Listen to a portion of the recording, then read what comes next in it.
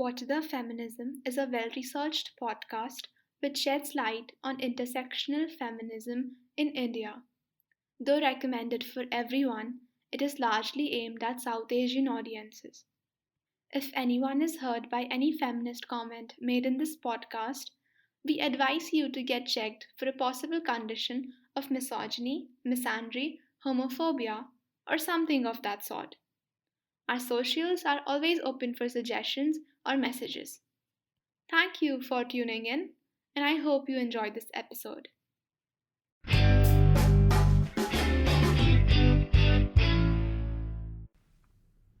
Hello, everyone. I hope you're well and fine. Welcome to the season finale of Watch the Feminism. Yes, you heard me correctly. This is the final episode of this season, but more on that at the end of this episode. Today, we'll discuss the strengths and issues of the female workforce. It's a very important topic. There's a lot of interesting research material, and hopefully, it's a very exciting episode too.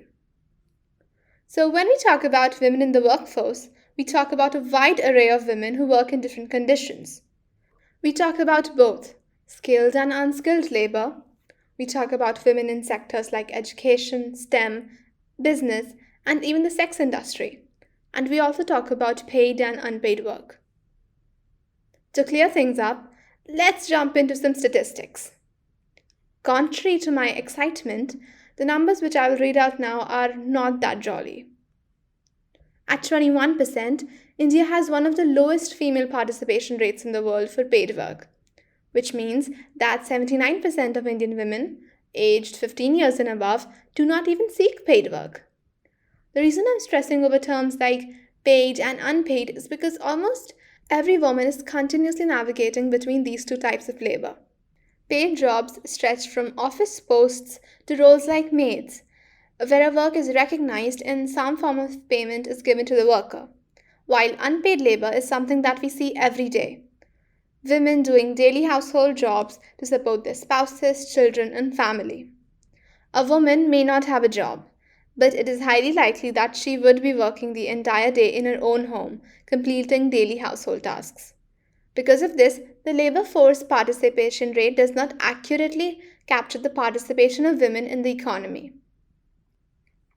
The reason for such low participation of women in the paid workforce lies in a very strong patriarchal culture. Women are primarily responsible for all the household tasks, while men are expected to be the breadwinners of the family. People put motherhood on the highest pedestal and associate a woman's body with reproduction. Women's roles are confined to being a mother, and marriage is another reason as to why some women leave jobs. It is generally asked when a woman gets married, why would a woman need a job if her husband already has one? A lot of conservative families do not like it when a woman in their family works professionally. This choice between marriage and work is actually very unfair. I mean, have you ever heard someone telling a man not to work because his wife has a steady job? Moreover, the whole point of having a salaried job is to have financial independence. There have been cases where women are abused and manipulated by their spouses. And in a lot of these cases, the woman hasn't been able to escape her marriage because she has nothing to fall back on. But if these women were financially independent, then they could file for divorce, get separated, and live on their own feet. Much, much happier.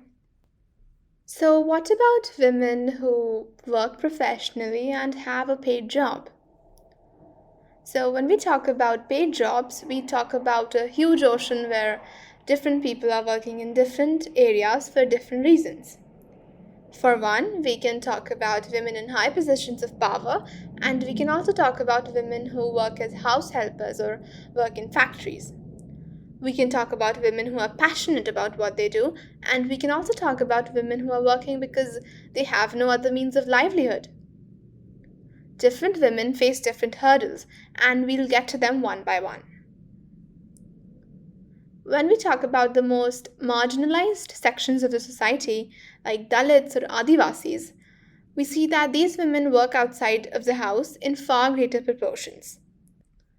But this happens because a lot of them do not have proper income and they need to work in order to make their ends meet.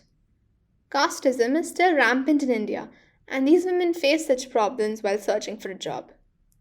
They are at the bottom of the social hierarchy, and so they're also quite vulnerable to sexual violence.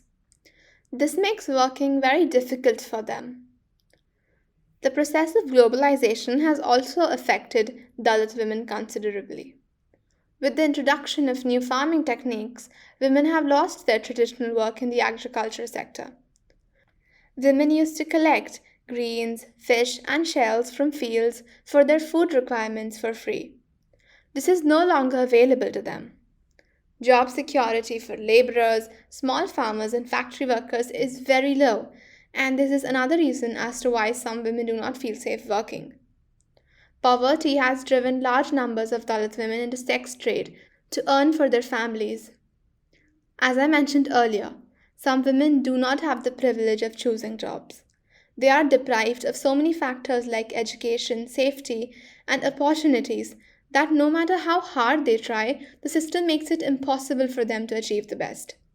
In addition, Indian laws and their lackadaisical execution do not help either.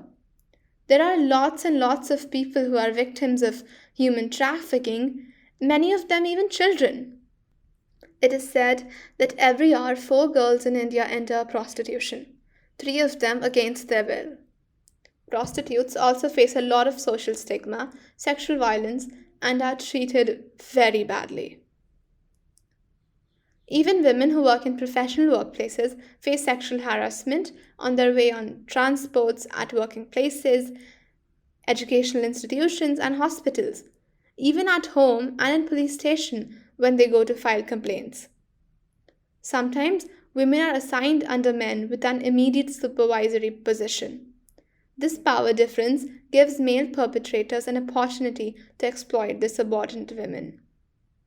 A lot of women are also discriminated against and are often deprived of promotions and growth opportunities. At times, they are even judged at personal factors like age, marital status, number of children, even religion and caste. A majority of working women continue to be denied their right to equal pay under the Equal Remuneration Act 1976 and are underpaid in comparison to their male colleagues. But sometimes discrimination starts at home. Lack of family support is another reason as to why some women discontinue work. A lot of families don't provide proper support to a working woman in their family, and this is because of our traditional patriarchal gender roles. Marriage and pregnancy also account for women not working, and this happens because most workspaces have insufficient maternity leave. Some women also leave jobs because of the unbelievable stress that is piled upon them. Most working women also have to take care of the house and their children, which puts unhealthy and unreasonable pressures on them. So the questions arise. How should we recognize the unpaid work that women do every day? And what should we do in order to lessen the burden that women in our lives carry? Well, there's time for us to ponder on these questions because What the Feminism podcast is going on hiatus. As I said before, this is the final episode of the first season. But don't worry because we will be back soon.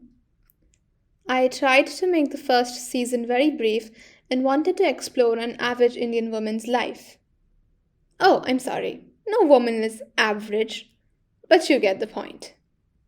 So I started with feminist history, then infanticides, to education, then to marriages, and then to work life. But it doesn't end here. I'm planning a lot of things for future episodes, so please stick with me. For the time being, share our episodes, ask your friends to write a review, and if you have any ideas, do not hesitate to reach out to us. Our socials and all the research links are in the show notes. Thank you so much. Stay safe. Take care.